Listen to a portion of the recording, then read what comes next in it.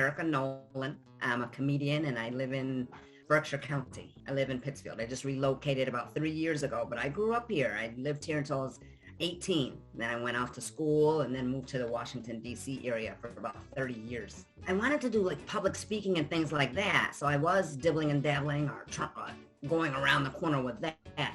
But basically, I dated a comedian. I was dating a comedian, I don't know, 2013, 2014, started dating a comedian.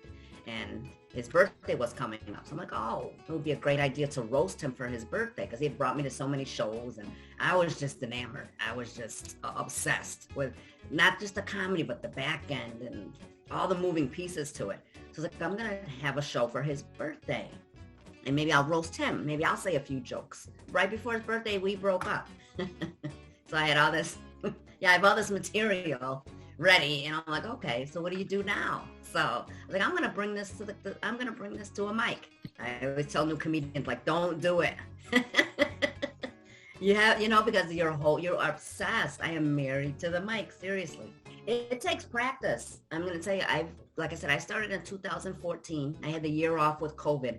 But it hasn't always gone well. You learn by fire. Sometimes you step up there and the jokes that, they hit the first time, you go back into that joke and silence. Say like, okay, what do I do? So you go into the second bit and you're like, okay, let me inch my way here. And there's only so much room as a new comedian that you have. Like, this is all I brought. This is all I have.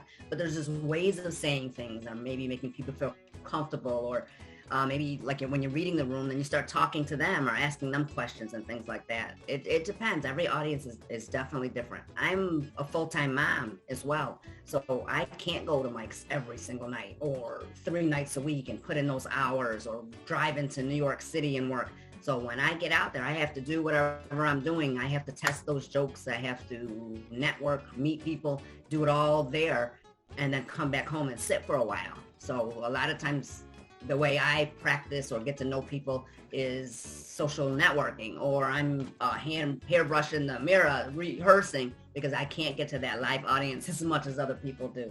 So in that fashion, I've had to create my own path and open produce my own shows, basically.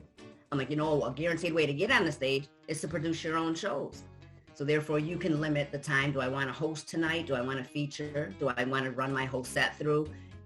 Things like that. And then you're bringing people to you as well because you're creating opportunities for other people. In my case, women mostly. I'm bringing them to me like, hey, I need a feature or a headline or I have a gig for you, so that I'm meeting them that way. Instead of having to go out to them, I'm kind of bringing them into me, into my platform, my circle. I've had to stop myself because I'm like, everybody doesn't want to hear a whole set about being a mother, but they've been very generous. I've gone to younger crowds. I've gone to male-dominated shows, and I guess if you're relatable, then they listen to you.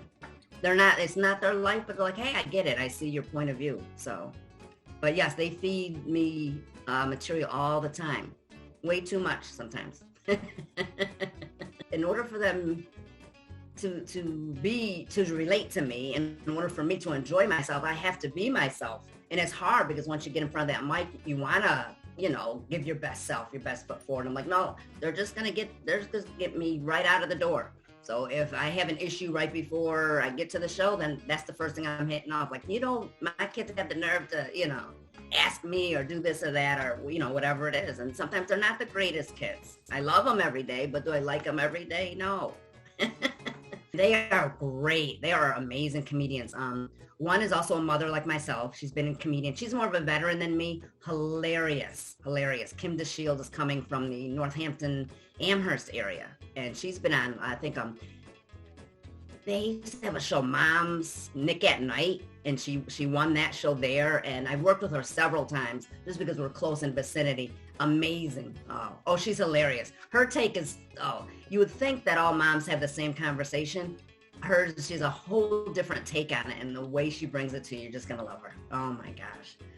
The other comedian is Katie Arroyo, and she's out of the Connecticut area. Another underrated, very funny woman. They'll let you know if I have a show, they're my go-tos. They're going to bring the funny. They're solid people. Like I said, they're hilarious. They're out here working and grinding like me. So It's very exciting. And then we're going to have some special guests too. I'm trying to bring a few comedians, not a few, but a handful that I love from the New York area. And their grind is just totally different because they get to go up to mics every night. So they are just so solid with their work. They amaze you with their performances. I don't even consider myself funny now. I'm more like sassy.